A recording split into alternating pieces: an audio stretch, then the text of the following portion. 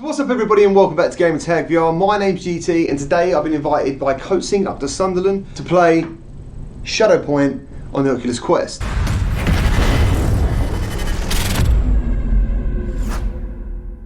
Now I've just finished playing Shadow Point and it's a really good game. I'm not allowed to actually take any footage from my gameplay. What they've done is they've got like a B-roll of the demo that I've used, so I'm going to use that and obviously put some of my footage of me actually using the Quest in between or over the top. Also we've got an interview with Jack Sanderson from Coatsink. He kindly answered some of my questions, and yeah, I hope you really enjoyed this video. If you do, remember to drop a like. For those who don't know what the Oculus Quest is, it's a standalone headset, which means no PC, no external sensors or wires. The tracking is called Oculus Insight and it is done by 4 cameras on the headset.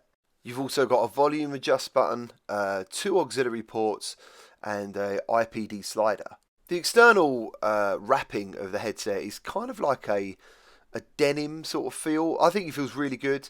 I don't remember feeling that in the first time I used the headset. I don't know whether they've got different surrounds. I'm pretty sure they said there was 2 types. But yeah, this had like a different surround on it and it felt really good. The headset strap itself is very flexible, which is really good news. The thing I really liked about the headset strap is that you could tilt it. So because the back of the Quest strap is a lot lower than I would say the Rift, when you get that tilt just right, man, this headset is so comfortable, and yeah, it really stays in place. And you're going to need that as well, especially when you come to some of the more active games. Good news is the faceplate is also removable, which is great. One of the favourite accessories for my Oculus Rift is from VR Cover. What I'll do is I'll put a link to the review I did of the products they sent me before. Yeah, and I look forward to testing out something for the Quest as well, because as much as it's very comfortable, that surround on the Quest now I don't know if you're going to be able to wash it and stuff for games like Beat Saber and Super Hot. Upon starting up the Oculus Quest, you'll be in like a pass-through mode, which allows you to see the real world whilst wearing the headset. Each of your controllers is visible, but they've also got like a left and right badge on top of them. You place one controller on the floor to basically set the floor height, and then you're good to go to draw yourself a guardian system around your play area. Now, one of the crazy things that happens, right, is that when you go near the edge of the Guardian area, it goes from like a blue grid to a red grid. What you can also do is stick your whole head through that grid, and then you'll put back into the pass-through mode, and then you can see the real world again. It's really cool to be able to jump into the real world and then back into the game. It's quite a surreal experience. The controllers I thought were absolutely spot on. If you're a big fan of the Oculus Touch controllers, I think these are actually slightly more comfortable. I was thinking maybe the rings being on the top now would create like an off balance. That's not true at all. Once you've got these in your hands, you're absolutely fine, and I really enjoyed my time with these. Now, I found the tracking to be extremely impressive, and Shadow Point is a really great demonstration game to actually show off the tracking of the Oculus Quest. In the game, you have to tilt or move the controllers in front of like a light source to make a shadow as like a puzzle to unlock some of the doors, which takes precision. And the light source can be in another universe, so the image can be reversed, which means you're kind of trying to make the shape. And I found myself sort of waving my hand, sort of like behind my vision to get it right. It's quite strange. And sometimes you have to put your hands into a mirror to pass yourself something from another universe and grab it with your other hand. It's hard to explain, but it's actually a really cool mechanic. For me to lose the controllers in the tracking, I had to put my hands in a position that isn't actually that comfortable. So unless you're actually going to be trying to stop the headset seeing the controllers, I can't see how that happened when you're just playing a normal game. I thought the speakers in the straps were absolutely fantastic. In this clip, you're going to hear what the camera could hear. They're quite loud, and I can see why some people are going to need headphones. And there's 2 reasons. One is for environmental sound while you're playing, and also you don't want other people to hear what you're doing.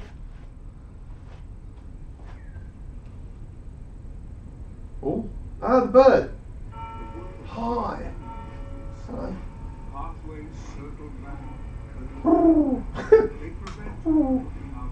Where'd you want rubbing? That's very strange. Hi. Alex, you came back. I did. I figured it out. I get it now.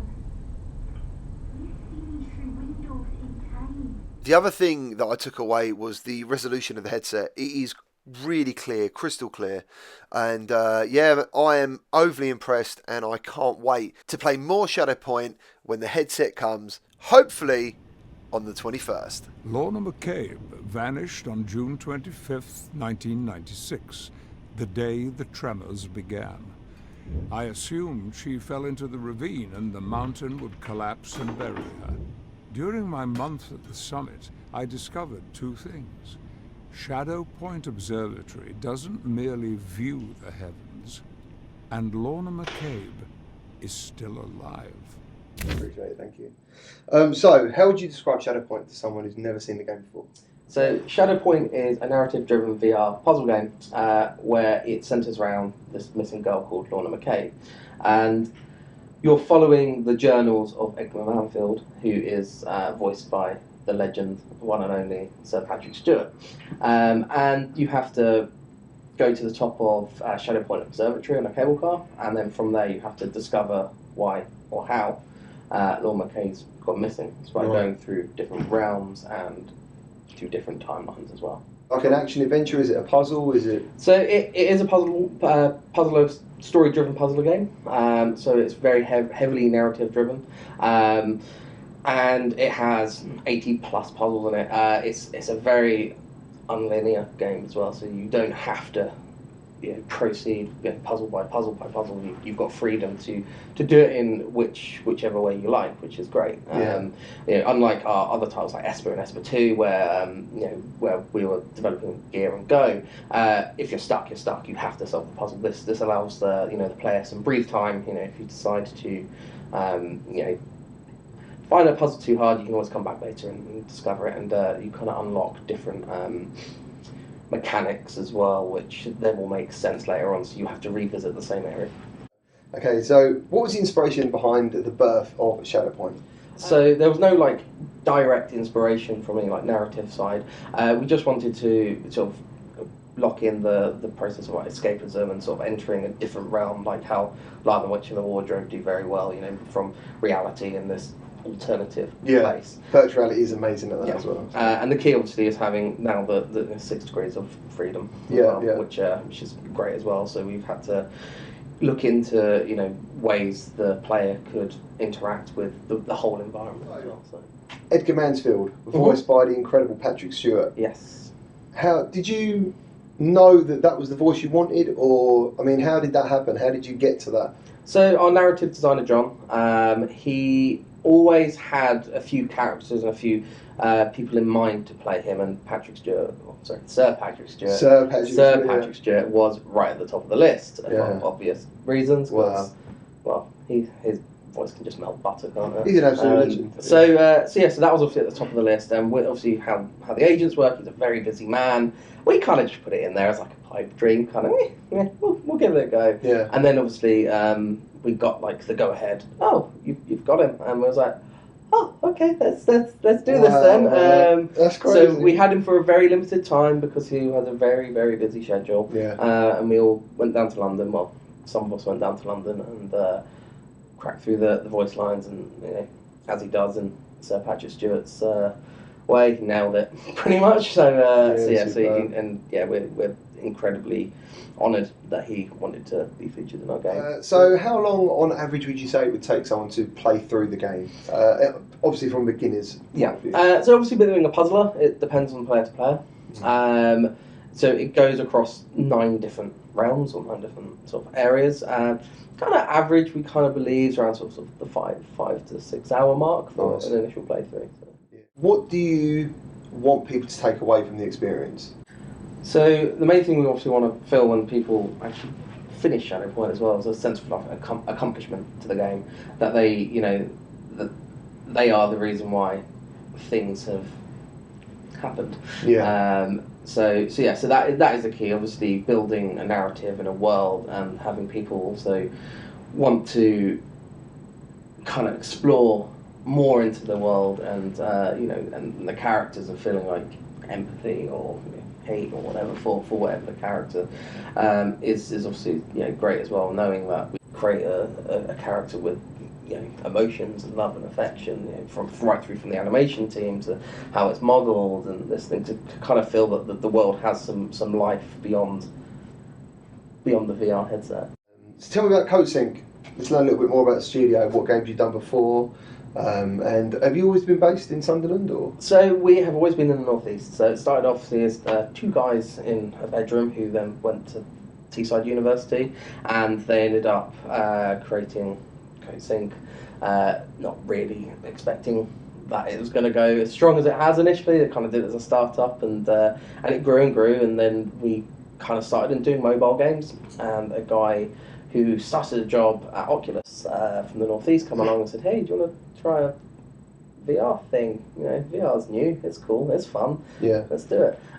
So they did, and this was way before I started as well, and they released Esper, and then obviously through Esper we built really good relationships with Oculus and carried on building, and they went, hey, do you want to do a sequel? I was like, yeah, okay. So we just kept on doing it, and thanks to our relationship with Oculus, we've been able to grow to a very strong 80 plus staff now, wow. which is insane to think. 80? 80. When I started, That's it was about huge. 35, and that was just under 3 years ago. So yeah, it's incredible to see how the company going from strength to strength, thanks to our love with VR and obviously the relationship we've got with Oculus. And then obviously we do also do non-VR titles as well as part of either development or publishing as well, which is great, and it's nice to be able to, especially on the publishing side, helping great games who have small teams and be able to help them bring their games to market as well. Oh, that's awesome. That's really awesome. Shadowpoint being a launch title on the Oculus Quest is a big deal,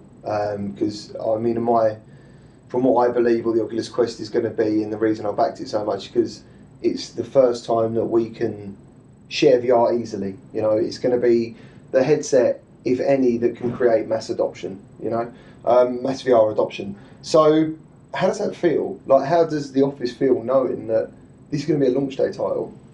Everyone's pretty excited and pretty stoked about it. So obviously the Quest itself is great. We love it, and the fact that we've been aware of it for a long time and sort of been wanting to shout about it for a long time, and the fact that we're part of the launch titles as well is an incredible thing. We can't wait for people to be able to finally get their Quests and obviously play loads of decent games, from Beat Saber and the Super Hots, and then obviously to try our game as well. So yeah, a lot of people speak to me about it and they're like, but a lot of the games on the Quest are games that you might have already played, but the games that are coming to this are also legendary games. Do you know what I mean? Like Super Hot, Beat Saber, as you're saying, and with that 6 Degrees of Freedom, I think it's going to be really cool. And also your game is available on Oculus Rift as well, isn't it? Yes. So it's designed for Quest, the Shadowpoint, but it's obviously on Rift as well, and it's cross-buy.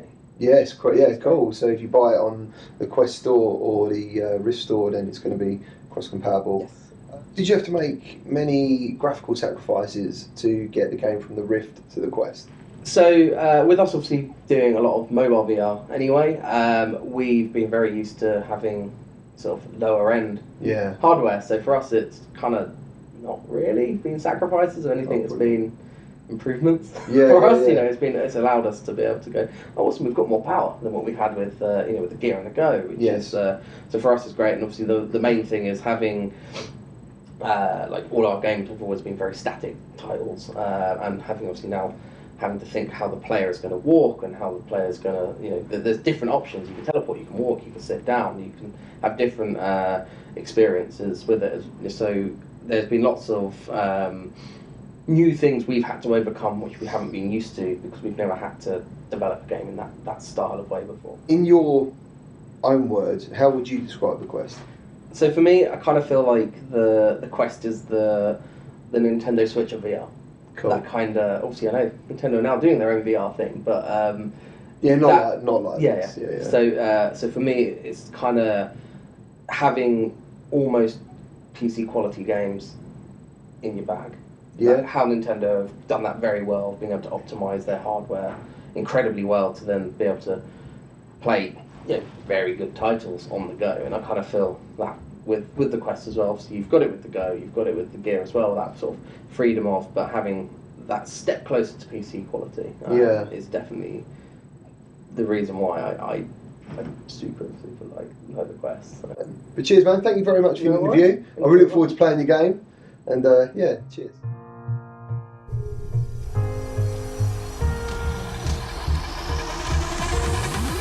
So I hope you enjoyed that video. Thank you ever so much for watching it. Man, we are 11 days away from the making of this video to the launch of Oculus Quest. There'll be 50 games at launch. There's 2 models, the 64 gig, the 128 gig, £399 and £499. I absolutely cannot wait. And if you want to check out any of the other content that I've made about the Oculus Quest, please feel free. I'll put it all at the end of the video. Thank you ever so much for watching. Take care of yourselves. Bye-bye.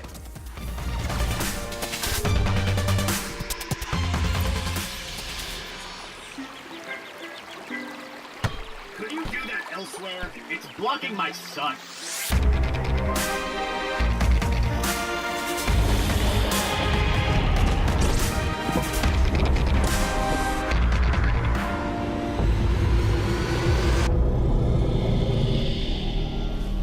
This is the one I've been searching for.